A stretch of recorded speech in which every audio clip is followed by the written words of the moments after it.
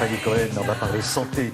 Il y en a pour qui les vacances d'été approchent. Là, vous allez bientôt partir. Donc profitez-en pour vous rapprocher des espaces verts, de la montagne, de la mer, parce que tout ça, c'est très très bon, et pour le physique et pour le moral.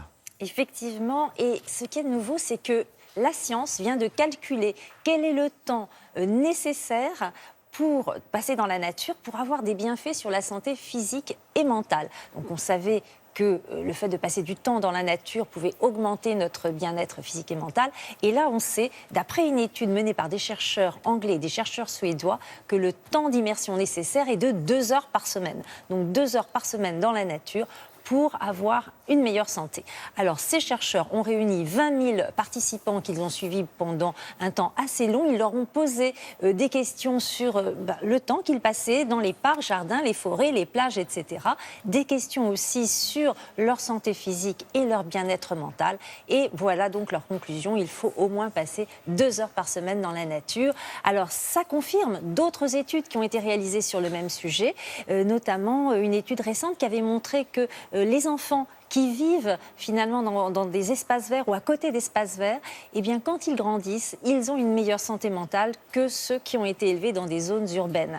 Alors, comment expliquer ces bienfaits de la nature sur notre santé physique et mentale? Réponse avec ce reportage.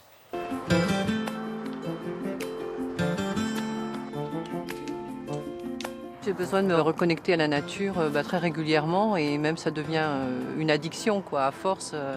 Besoin de se retrouver dans la verdure, le calme.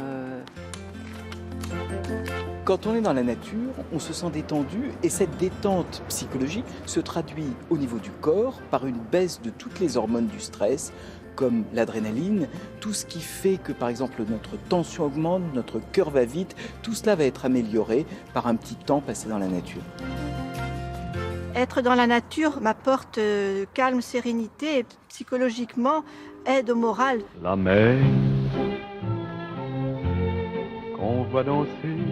Quelques études qui méritent d'être confirmées montrent que quand on voit de chez soi le bleu de la mer, quand on regarde souvent le bleu du ciel, quand on est entouré par le vert de la nature, on va globalement mieux, on a plutôt moins de dépression, moins d'anxiété, mais méfions-nous.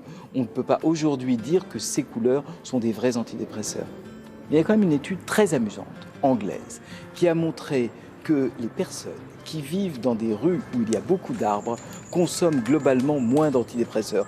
Ça veut dire globalement qu'on a un meilleur niveau de santé physique et psychique dans un environnement agréable.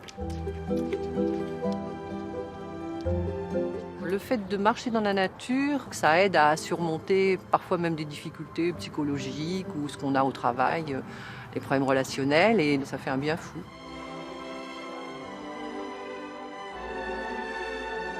La nature, la plage, la campagne sont des incitations fortes à bouger, à faire du sport. Ce sport fait du bien au corps et fait du bien à l'esprit.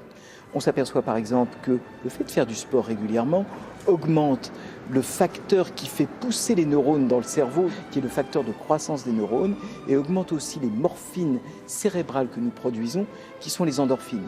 Tout se passe comme si on avait moins de douleur et on faisait du bien à ses neurones et son cerveau. Et puis l'autre chose, c'est qu'il y a un bienfait à la convivialité, à la sociabilité. Il est indéniable que quand on est en groupe, on est plus détendu, on échange plus d'émotions et globalement on va mieux. La nature m'apporte un bien-être physique, ça c'est sûr, moral puisque je suis en contact avec d'autres personnes. C'est très bon pour la santé, je pense. Bon, exceptionnellement aujourd'hui, vous pouvez vous abstenir parce qu'il va faire très très chaud. Oui. Bon, mais non, mais si on habite un univers bétonné, qu'est-ce qu'on fait?